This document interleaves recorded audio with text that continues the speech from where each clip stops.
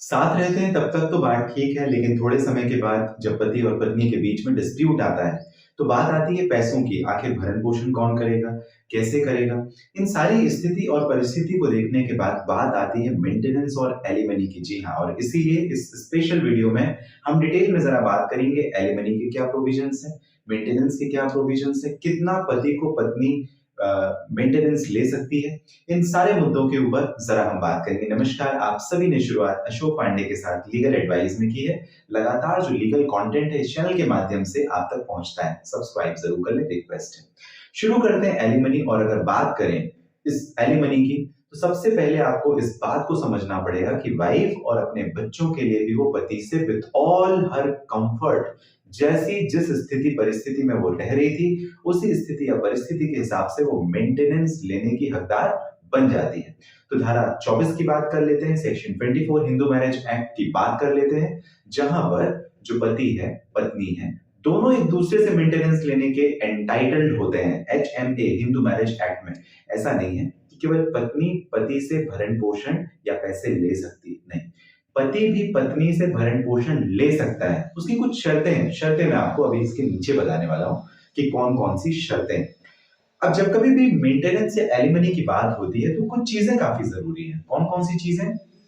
Earning कितनी है, यानी कमाई कितनी हो रही है, एसेट्स कितने हैं, खेती की जमीन है, घर है, मकान है, दुकान है, आपने बॉन्ड्स में इन्वेस्टमेंट करके रखा है, फिक्स्ड डिपॉजिट्स हैं आपके पास में, या आपने शेयर बाजार में इन्वेस्टमेंट करके रखे हैं, शेयर्स हैं आपके पास में, क्या आपके पास एसेट्स हैं? इन चीजों को भी कोर्ट ध्यान देती है, और नहीं तो आपको कोर्ट को ध्यान दिलाना है, तभी तो आपको बेहतर मेंटेनेंस मिलेगा। लाइबिलिटीज कितनी, आपने लोन कितने ले रखे हैं, आपकी कंपनी है, फैक्ट्री है, इंडस्ट्री है, आप कहीं जॉब कर रहे हैं, आपके पर्सनल लोन, क्रेडिट कार्ड के लोन, बाकी सारे, या कि आपके हेल्थ इंश्योरेंस के प्रीमियम कितने जा रहे हैं, LIC के प्रीमियम कितने जा रहे हैं, आपकी लाइबिलिटीज कितनी, कोर्ट इसके ऊपर भी ध्यान देती है। वाइफ का फाइनेंशियल स्टेटस क्या है? ऐसा तो नहीं कि पति के बराबर पत्नी भी कमा रही है, या वो कोर्ट को बता नहीं रही फिर भी किसी दूसरी जगह प्राइवेट इंस्टीट्यूशन में जॉब कर रही है, उसे कमाई हो रही है, उसका जिक्र उसने किया नहीं अपने एफिडेविट में, तो क्या ये बात भी है? तो इस वजह से फाइनेंशियल स्टेटस वुमेन का क्या है, महिला का क्या है, कोर्ट इसके ऊपर भी ध्यान देती है। एम्प्लॉयमेंट का स्टेटस क्या है, गवर्नमेंट जॉब में है, प्राइवेट जॉब में है, किसी के अंडर काम कर रहा है, क्या स्थिति परिस्थिति है, या बिजनेस है, टेम्परेरी बिजनेस है या परमानेंट बिजनेस है, अच्छा खासा इंफ्रास्ट्रक्चर है, क्या है? तो कोर्ट इन सारे पैरामीटर्स को ध्यान में लेती है, उसके बाद मेंटेनेंस अवॉर्ड करती है। यानी अर्निंग, आपके एसेट्स, आपकी लायबिलिटी, वाइफ का फाइनेंशियल स्टेटस, उसकी जॉब, आपका एम्प्लॉयमेंट, इन सारे पैरामीटर्स के ऊपर कोर्ट देती है ध्यान, और उसके बाद डिफाइन करती है, डिटरमाइन करती है कि आपकी मेंटेनेंस कितनी बननी चाहिए। अब एक दूसरा कानून है, section 18 Hindu adoption and maintenance act 1956 का कानून है, और इस कानून के अंतर्गत कुछ कंडीशंस दी गई हैं। क्या कंडीशन है? सबसे पहली कंडीशन ये है कि जहां पर पति ने अपनी पत्नी को अबंडन कर दिया, छोड़ दिया है, उसे ध्यान नहीं देता, छोड़ ही दिया, अलग ही कर दिया, ऐसी स्थिति में पत्नी जो है वो क्लेम कर सकती है मेंटेनेंस का, भरण पोषण का, हर महीने के खर्च वो पति से ले सकती है। दूसरी कंडीशन, जहां पर पति अपनी पत्नी के साथ मारपीट करता है, क्रूएलिटी करता है, और ऐसी स्थिति में एज ऑब्वियस जो पत्नी है वो पति के साथ रह नहीं सकती, तो वो अलग रहेगी, अलग रहेगी तो उसे खर्चे आएंगे, खर्चे आएंगे तो खर्चा कौन देगा? पति देगा, पति को देना पड़ेगा, कोर्ट दिलवाएगी। तो ये दूसरा, जहां पर पति मारपीट करता है, शराब पीता है, तंग करता है, ऐसी स्थिति में भी मेंटेनेंस लिया। तीसरी स्थिति क्या?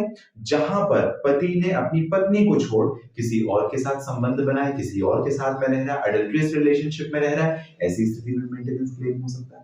चौथी स्थिति, जहां पर सिजोफ्रेनिक है, कुछ पागलपन है, या लेप्रेसी टाइप की कोई डिसीज है, उसे वेनेरल डिसीज है जो फैल सकती है, छुआछूत की, जिसे हम बीमारी भी कहते हैं, तो ऐसी अगर कोई सीवियर डिसीज है, उस कंडीशन पे भी पत्नी पति से मेंटेनेंस क्लेम कर सकती है, अलग रहते हुए भी क्लेम कर सकती है। पांचवी कंडीशन ये, जहां पर आपको ये समझना पड़ेगा कि पति और पत्नी के बीच के जो संबंध है वो ठीक तो नहीं है, लेकिन उसके बावजूद परिस्थिति ऐसी बन रही है कि उन्हें अलग रहना पड़ रहा है, और ऐसी स्थिति में पति को मेंटेनेंस देना पड़ेगा। एक और जो धारा 23 है उसके बारे में अगर जिक्र करें, अभी हम सेक्शन 18 की बात कर रहे थे, इसके पहले हमने हिंदू मैरिज एक्ट सेक्शन 24 की बात की, और सेक्शन 23 वो भी काफी इंपॉर्टेंट है, जो कि Hindu adoption and maintenance act 1956 की धारा है। वहां पर कोर्ट का डिस्क्रिप्शन, कोर्ट का डिस्क्रिप्शन सेक्शन 23 के अंतर्गत Hindu adoption and maintenance act 1956 में कोर्ट का डिस्क्रिप्शन है कि वो मेंटेनेंस कितना पास करती है और कैसे पास करेगी। इन सारी चीजों के ऊपर, इन सारी स्थिति परिस्थिति के ऊपर जो मैंने आपको बताई, उन्हीं को ध्यान में रख करके कोर्ट मेंटेनेंस अवार्ड करती है, पास करती है। अर्निंग, आपके एसेट्स, आपकी लायबिलिटी, आपकी वाइफ का फाइनेंशियल स्टेटस, आपके जॉब का स्टेटस, आपका एम्प्लॉयमेंट कैसा है, उन सारी चीजों के ऊपर ध्यान रखिए।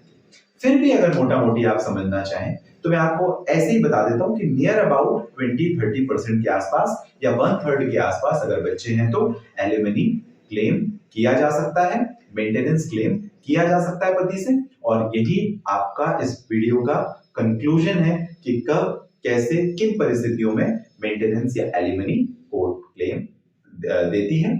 एक बात और आपको समझनी पड़ेगी, मेंटेनेंस जो है वो हर महीने का खर्च है और एलिमनी क्या है, वो एक फाइनल जो सेटलमेंट अमाउंट मिलता है। फॉर एग्जांपल हर महीने के जो खर्च है वो 20,000 हो सकते हैं, लेकिन जो फाइनल सेटलमेंट है वो 20-25 लाख रुपए हो सकता है।